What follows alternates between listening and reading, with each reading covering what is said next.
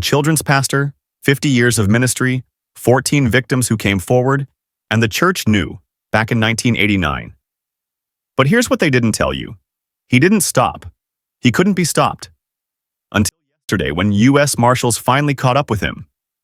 This story will make your blood boil, but stick with me because what happened next proves that sometimes justice can still find you, even after 40 years. In this video, we're breaking down a case that NBC News first exposed back in May, and it just reached a breaking point yesterday. We're talking about systemic failures at every level.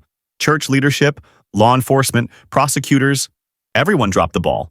But before we get into how this was allowed to happen for half a century, let me tell you who Joe Campbell is, and more importantly, who his victims are. Because this isn't just another news story. This is about real people whose childhoods were stolen, whose voices were silenced, and who fought for 40 years to be heard. Joe Campbell is 68 years old now. For 50 years, 5 decades, he worked as a Pentecostal preacher ministering to children. Think about that. An entire career built around access to kids. He operated across 4 states: Oklahoma, Missouri, Arkansas, and Texas. He was an Assemblies of God minister, one of the largest Pentecostal denominations in America. And he didn't just preach. He ran youth programs, summer camps, and children's ministries. On Wednesday, U.S. Marshals arrested him in Missouri. The charges?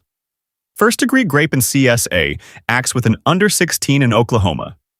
If convicted, he's looking at life in prison. But here's where it gets darker, and I need you to stay with me because this is where the real story begins. The SA allegations don't start in 2024. They don't even start in 2000. They started in the 1970s and 1980s.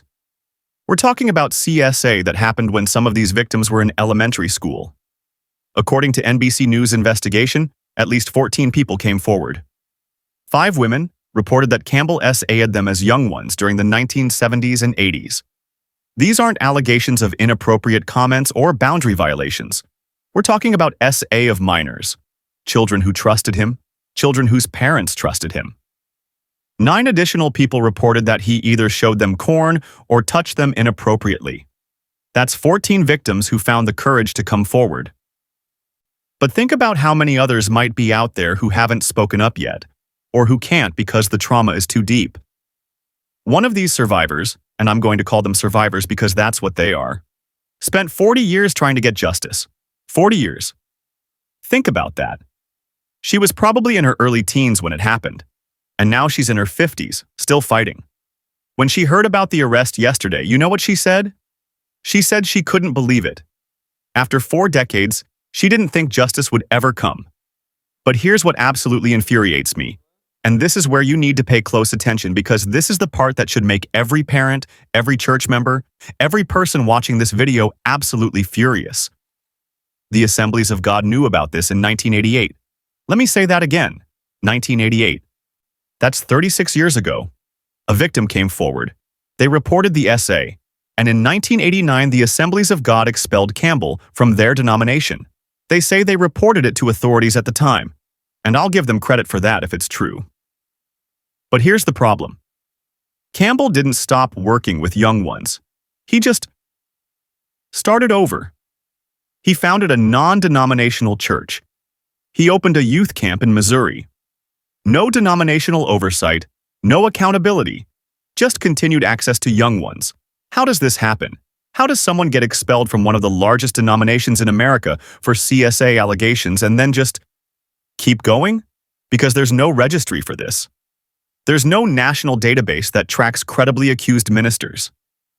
Churches operate independently, and unless someone does a deep background check or knows about the expulsion, a predator can just move to the next congregation, the next state, the next group of unsuspecting families. And I need to be clear here. This isn't just a church problem. This is a systems problem. Because local police knew, prosecutors knew, and according to NBC's investigation, there were repeated failures to intervene at every level. The victims were telling their stories. They were reporting. And the system failed them. Over and over and over again. So how did they finally get him? Oklahoma prosecutors used what they call a frontier-era statute. Basically, if a suspect flees or lives out of state, the statute of limitations gets paused. Campbell was living in Missouri, so even though decades had passed, the clock hadn't run out. This is the same legal strategy that was used against Robert Morris, another former megachurch pastor who faced similar allegations. And it worked. Wednesday morning, U.S. Marshals arrested Campbell. He's now facing charges that could put him away for life. But let's be real. Justice delayed is justice denied. These women, these survivors, had their childhoods stolen from them. They spent their adult lives carrying trauma, fighting to be believed, watching their AB user continue to work with young ones while they screamed into the void. No prison sentence can give them back what was taken. No verdict can erase the decades of pain. But maybe, just maybe, this arrest can give them something they've been denied for 40 years. Validation. The knowledge that they were believed, that their voices mattered, that they were telling the truth all along. Here's what we need to take away from this. First, believe survivors. When someone comes forward with allegations like this, especially when they're accusing someone in a position of power and trust, listen to them. Investigate. Don't cover it up. Don't minimize it. Don't protect the institution at the expense of the victim. Second, churches need to do better. Way better. Background checks, accountability structures, transparent reporting systems. These things should be standard, not optional. If your church doesn't have strong, young one protection policies, demand them.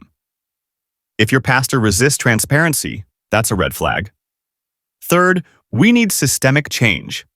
There should be a national registry for credibly accused clergy members. There should be mandatory reporting requirements that actually have teeth.